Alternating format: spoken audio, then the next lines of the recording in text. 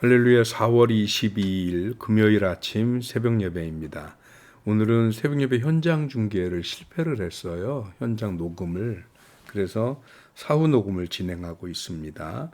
오늘 함께 읽은 말씀은 사무엘상 15장 34절부터 16장 5절까지 말씀이었습니다.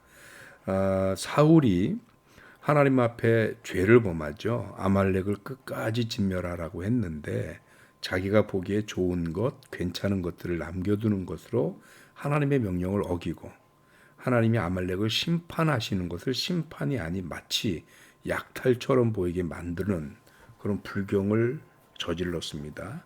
그것 때문에 하나님의 진노를 샀고 그런 하나님의 진노를 사무엘이 사울에게 전하면서 사울을 아주 크게 야단칩니다. 그런데 그것 때문에 사울이 회개를 하기는 하는데 그런데 참 영혼 없는 회개를 하면서 그리고 자기 체면을 내세우고 이런저런 핑계로 그 당시의 위기만 모면하려고 듭니다. 결국은 그런 사울의 모습 때문에 사무엘의 진노는 하나님 못지않게 그게 달하게 되고요. 그리고 끝내 사울과 사무엘은 결별의 수순을 밟습니다. 사실 한 나라에서 왕과 제사장 사이는 엄청나게 중요합니다. 가정으로 따지면 아버지와 어머니처럼 그 가정을 이끌어가는데 얼마나 중요해요. 아버지 어머니가. 그런 것처럼 한 나라에서 더구나 이스라엘에게 있어서 영적인 영역의 지도자인 사무엘과 그리고 현실적인 통치자인 왕의 관계는 아주 중요하기 때문에 두 사람의 호흡이 잘 맞아야 되는데 근데 이 두 사람이 서로 결별하게 됐다는 것은 이스라엘 입장에서는 굉장히 불행한 일입니다. 그런데 이들의 결별의 모습 속에 이들이 서로 갈라진 이후에 자기의 자리로 돌아갔다고는 하지만 그 돌아가는 지명 자체가 가지고 있는 의미가 굉장히 커요. 사울은 기브아라고 하는 곳으로 갔다고 얘기를 하고 34절에 보면 사무엘은 라마로 갔다고 되어 있습니다. 근데 사무엘이 선택한 라마라고 하는 말의 뜻은 높은 곳이라는 뜻이에요. 이스라엘 전통에 있어서 산꼭대기 또는 높은 곳은 하나님과 가까운 곳이라는 개념이 있어요. 옛날 사람들은 하나님이 하늘에 계신다라고 하는 그런 인식이 있어서 그랬던 것 같아요. 그래서 하나님의 그 성전이 지어지기 전에 솔로몬이 성전을 짓기 전에 이스라엘 백성들이 주로 어디에다가 하나님의 법궤와 하나님 앞에 제사 드리는 제단을 쌓았느냐 하면 산 꼭대기에다 쌓았습니다. 그래서 구약 성경에 보면 산당이라는 이야기가 자꾸 나오는 이유가 그래서 그렇습니다. 산 꼭대기에다가 하나님을 향해 제사를 드리는 제단을 쌓았던 거죠. 그런가 하면 예루살렘도 어디입니까? 모리아산 꼭대기에 성전을 지어서 그게 예루살렘 성전이 되거든요. 그러니까 사무엘은 라마, 즉 높은 곳을 향해 올라갔다, 즉 하나님을 향해 갔다라는 의미가 되는 거고요. 반면에 사울은 기브아로 갔는데 이 기브아라는 것은 야트막한 언덕 또는 구릉지대 뭐 이런 뜻을 가지고 있어요.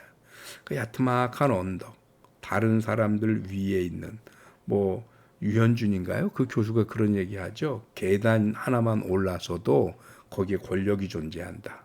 그러니까 사울은 그 권력의 자리를 찾아간 것이 아닌가.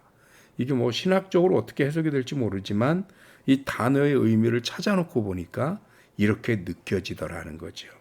서로 가는 길이 달랐던 거예요. 이 두 사람이 바라보는 것도 다르고 추구하는 것도 다르고 가는 길이 달랐으니 결국은 이들은 결별할 수밖에 없는 사람들이 아니었나 하는 생각이 드는 겁니다. 이 사울은 그 적당한 자리, 그 낮지도 않고 높은 자리에서 마치 하나님과 임금의 그 권력 사이에 위치하고 싶어 했는지 모르지만 신앙에는 적당히가 없습니다. 뜨겁든지 차든지 해야지 적당한 자리란 없습니다. 그가 비록 세상에서는 임금이지만 하나님 앞에서는 한 영혼에 불과하거든요. 그러니까 그도 사무엘처럼 하나님 앞에 갔어야 하는 것입니다. 그런데 적당한 자리에서 눈치 보고 자기 편한 대로 이렇게 저렇게 해석하는 거, 그건 신앙의 자세는 아닌 거지요. 결국 이 두 사람의 결별은 어떻게 보면 예상된 또는 그럴 수밖에 없는 그런 수순이 아니었나 그런 생각을 해보게 되는데, 근데 이 결별이 16장에 넘어가면 굉장히 심각한 수준까지 이르는 것을 보입니다. 하나님이 사무엘에게 오셔서 이새의 아들 중에 왕이 보이니까 내가 새 왕을 선택하게 기름을 들고 그곳으로 가라라고 얘기를 합니다. 그랬더니 사무엘이 뭐라고 얘기를 해요? 만약에 이 사실을 사울이 들으면 사울이 나를 죽일 겁니다. 불과 얼마 전까지만 해도 사울은 사무엘에게 굉장히 순종적인 모습이었습니다. 그런데 왕이 된 이후 그가 가진 권력에 취한 나머지 제사장도, 그리고 그 제사장을 보내시고 일을 이루시는 하나님도 보이지 않는 사람이 된 것인가 하는 생각이 들었습니다. 왕의 자리에 있는 그것 때문에 인간적인 욕심과 욕망만 남았을 뿐 더 이상 신앙도 하나님의 명령도 또 하나님의 사람도 보이지 않는 그런 상황이 된 것은 아닌가. 그것 때문에 사울은 어쩌면 돌이킬 수 없는 지경에까지 타락한 사람이 되지 않았나 하는 생각을 해봅니다. 결국 사무엘과 사울의 관계는 수습 불가인 것이, 수습이 가능하려면 사울이 여전히 하나님을 믿어야 하고 그 하나님 앞에 겸손한 모습으로 서 있어야 이 둘의 관계가 회복이 되고 수습이 가능할 텐데, 사울이 이미 하나님을 향한 그 마음이 많이 떠나버렸습니다. 많이 퇴색됐습니다. 수습이 어려워지는 거죠. 그래서 느끼는 것입니다. 사람들 간의 우정 또는 사랑, 이런 관계들도 신앙의 테두리 안에서 만들어져야 그것이 건강하고 오래도록 지속이 되는 것이지, 신앙의 바탕 없이 세워지는 우정, 언젠가는 금이 갈 것 같다라는 생각이 들고요.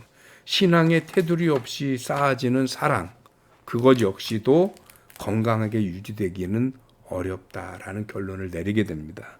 제 개인적인 경험도 그렇습니다. 목사도 사람이기 때문에 때때로 이런저런 관계적인 어려움을 경험하게 되지요. 그런데 신앙 안에 있는 분들과의 관계는 조금 틀어졌다가도 다시 회복되고 또 세워지는 그런 가능성이 많이 열려져 있는 반면에, 그러지 않은 분들과의 관계가 한번 틀어지면 굉장히 어려워요.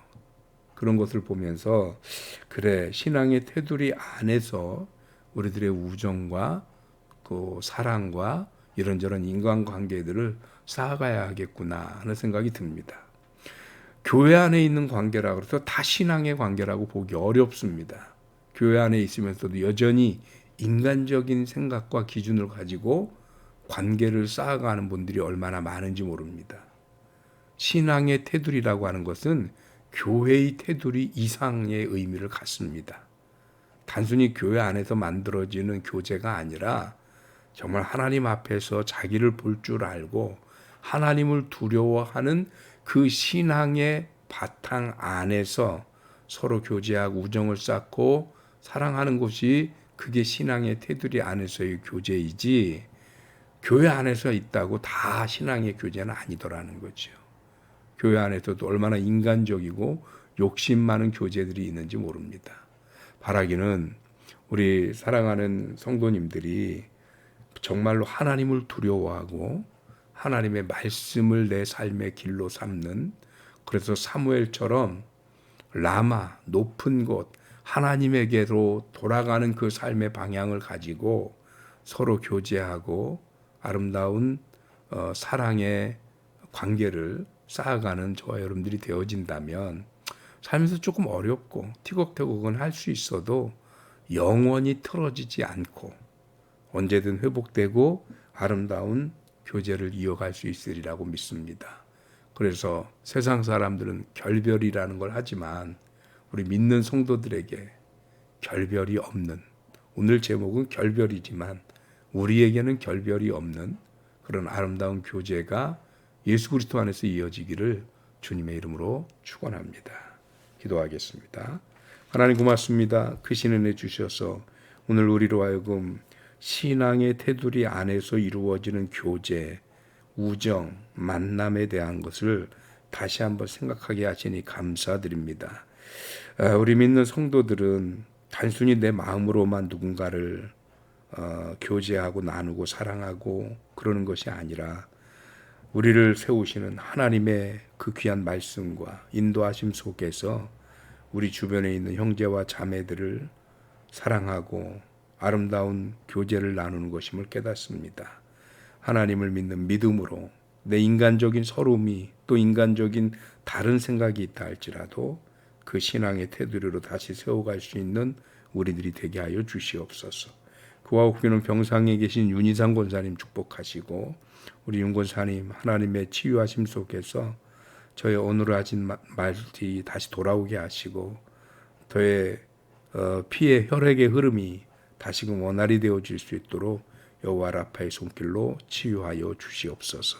사랑하는 성도들 가정을 주님이 지키시고 인도하시길 원하옵고 우리 주님 예수 그리스도의 이름으로 기도하옵나이다. 아멘. 아멘. 감사합니다.